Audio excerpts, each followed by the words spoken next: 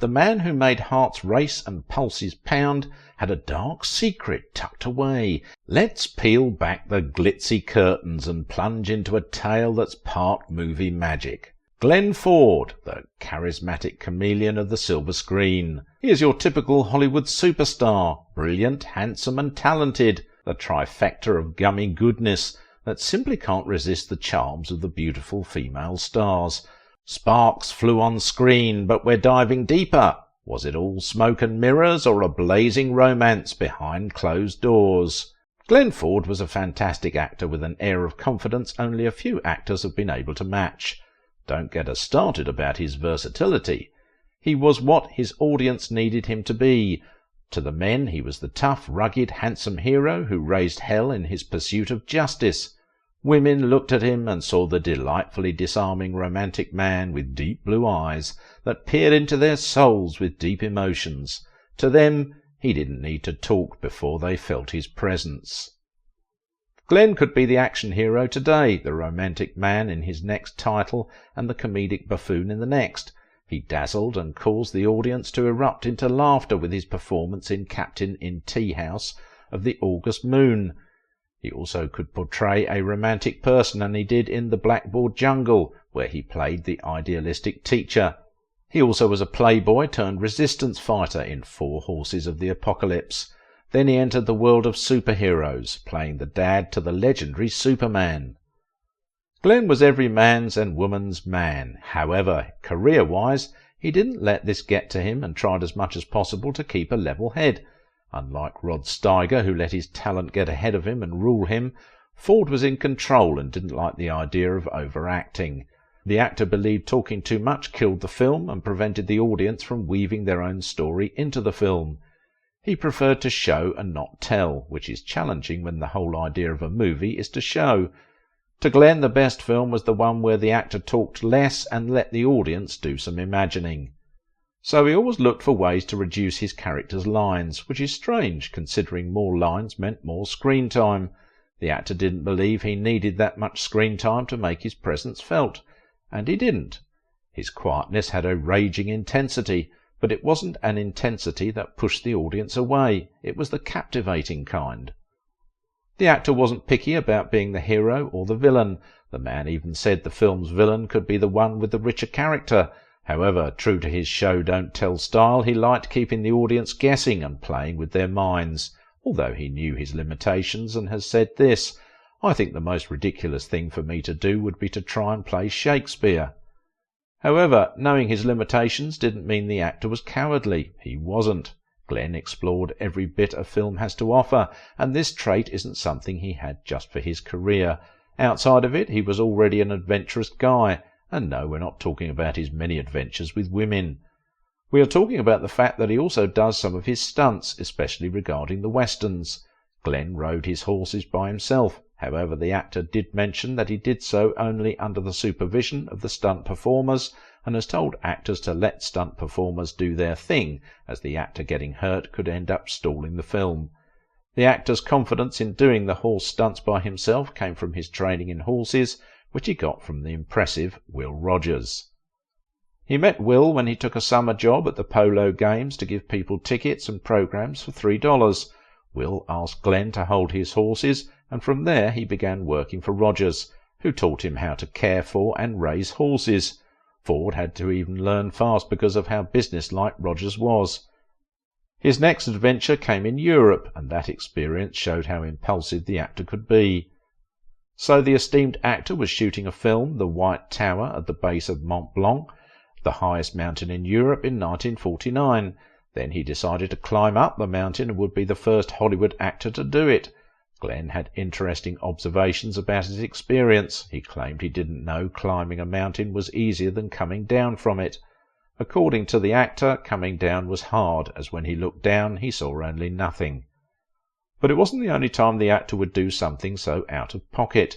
Did you know that at some point he became a farmer? Not only did he do that, he also got into trouble for it. After another divorce which drained his finances with alimony payments, the actor wanted to boost his finances. He thought of a way to do this, but things soon became drastic. Ford decided to become a chicken farmer, and he got 40 birds to begin with. Then his birds became 140, far more than he had when he became a poultry farmer. His Beverly Hills home proved to be incapable of hosting his many birds. He began to get unwanted visitors. A cunning fox began to sneak into his property and go off with his birds. Glenn had had enough of this pesky fox and declared war on the bird killer. Glenn went to get a shotgun to protect his birds. The fox came around and the actor began to shoot at it, but the fox was fast and escaped. Ford only managed to annoy his neighbours, who called the cops on him. The actor got into trouble as he broke the law twice. He wasn't allowed to raise chickens, and trying to hunt the fox was illegal. However, his best friend had a more successful endeavour in keeping animals, as he owned a wildlife preserve in Kenya. It wouldn't be the only thing William would be more successful in over the actor. While the two began their careers simultaneously, William was the richer one and the one that won an Oscar. Glenn wasn't even nominated once, despite his undeniable talent. However, this didn't get between them as they continued to act together in the same films. Glenn was fiercely loyal to William. So Glenn could be loyal, just not to the women in his life, and he could be humble too, considering that he didn't have issues with directors, but that is not all. He hung around the crew of the films he starred in and wasn't truly part of the Hollywood glitterati. However, Glenn wasn't all that he said he was. The actor didn't portray the ideals of the characters he played. According to his son, Ford could be selfish, stingy with money, quick to intense bursts of anger, and had an unhealthy love for alcohol. And despite his failed marriages, the actor was a hopeless romantic who constantly looked for love and squandered it by cheating. That's not all. Like many Hollywood stars, he carried deep darkness within. Glenn Ford wasn't always Glenn Ford. He was born Gwilyn Samuel Newton Ford on May 1st, 1916, in Quebec City, Canada. However, the star had to change his name because people had difficulty calling his birth name. He chose the stage name Glenn Ford, and he did so for a surprising reason. Ford's father was an executive with the Canadian Pacific Railway and was related to a Canadian Prime Minister and an American President. Talk about royalty. The actor's dad was an entrepreneur who owned a paper mill in his village, Glenford. Now do you see where his name is from? Yeah, Glenn could be quite romantic and sentimental too. Did you know that the actor kept the couch he seduced and slept with Marilyn Monroe on? Peter Ford, Glenn's son, revealed that his dad had a one-night stand with Marilyn. It wasn't until 46 years after that Peter was selling off some of his father's possessions that Peter brought the couch the whole deal happened on.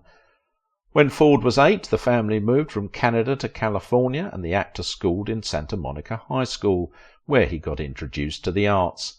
The actor fell in love with the stage and began appearing in high school plays. After graduation, his passion for the stage remained as the star joined local theatre groups. But he wasn't acting at the time. He didn't even think it would be something he would do. But life was unscripted, and an opportunity the actor didn't think of knocked on his door, and he took it with both hands. Glenn worked as an assistant stage manager and became stage manager later on, working with the incredible Tallulah Bankhead for 3 of her shows. As stage manager, the actor also had to understudy the actors and their parts in case any of them missed the show.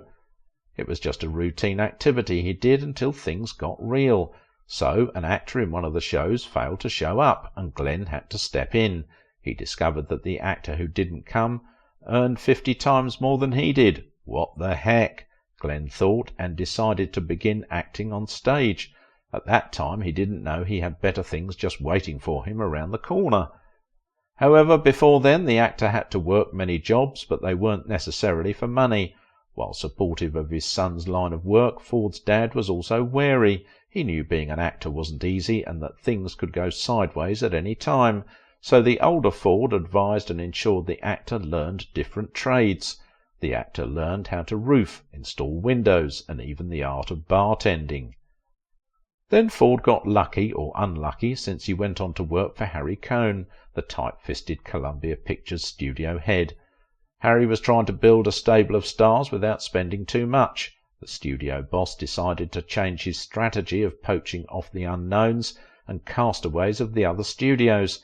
He wanted people directly under his control, and boy, Was Harry controlling?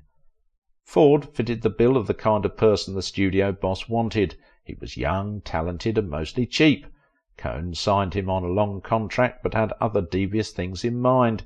He gave Ford a competition, William Holden. To Cohn, the two of them would become rivals, each competing for his favour and be easier to control. The boss also thought that he had a spare actor if they decided to follow the destructive path Hollywood stars usually followed. But Cohn didn't think of one thing. The two men were not interested in a battle. Each was content with what he got. And besides, Ford's career began with a director who gave him something he could genuinely hate. For his first film, Heaven with a Barbed Wire Fence, he worked with director Ricardo Cortez, or the director from hell, as Ford probably thought of him. Ricardo was a prime-time jerk. He bullied Ford at every turn and would insult him before the whole cast and crew, calling him an untalented schmuck. He even shouted at Ford that he regretted hiring him. Ford took all this insult in, and what should have been his glorious debut film became a nightmare. To make matters worse, Ford wasn't a favourite of Cohn's, too, as he mostly appeared in B-movies, and it was one of them, the lady in question, that he would meet his lifelong flame, Rita Hayworth. The two would make 5 films together and have an affair which some say reached almost 40 years. After a career featuring B-movies, a director, John Cromwell, cast the actor in a World War II drama, So Ends Our Night, which triggered a controversy. The USA hadn't joined the war, and the infamous censor board didn't want anyone doing films about the harmful effect of the war. The big studios complied, but the indie producers were wild cards. The film was a hit, and the President of the United States, Franklin Delano Roosevelt, asked for a White House screening. He even met the actor. However, the film didn't give the actor the acclaim he desperately needed. If Cohn was pleased by Glenn's newfound fame, he had a weird way of showing it, as he threw his new superstar into more bad films. Eventually the actor joined the Coast Guards and joined the war on a whim when he enlisted while filming.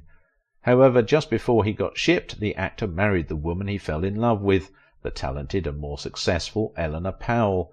The actress, who was accomplished before meeting Glenn, decided to put her career on hold for him and be a wife. When Glenn returned from war, he took it for granted as he got involved with Rita Hayworth while they were on the set of Gilda. Their affair was passionate and people began to catch on. As more people knew, gossip magazines began to talk about rumours or the two stars fooling around behind the scenes. It was a massive scandal. The two were married to other people at the time.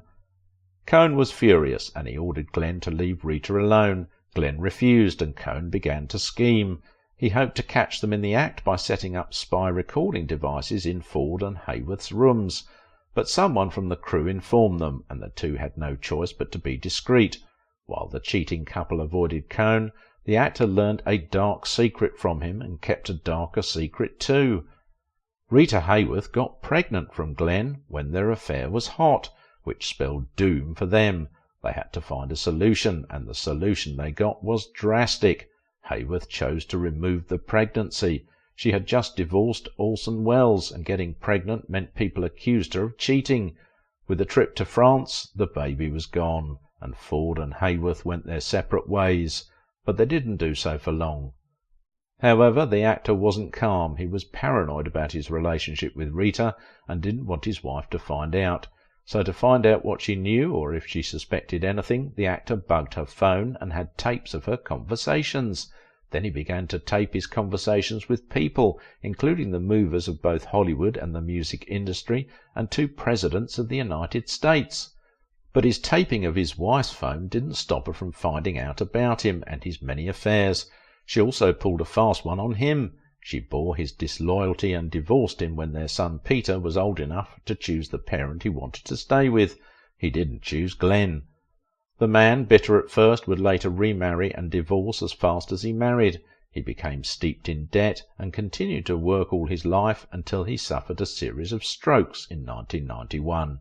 In 1992 he had blood clots and a couple of other sicknesses. The actor even almost died.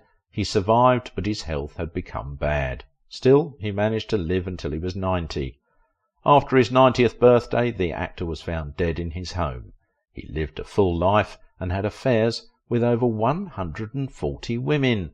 The actor dazzled and entertained with his talent, and if not for his health, he would have done so further.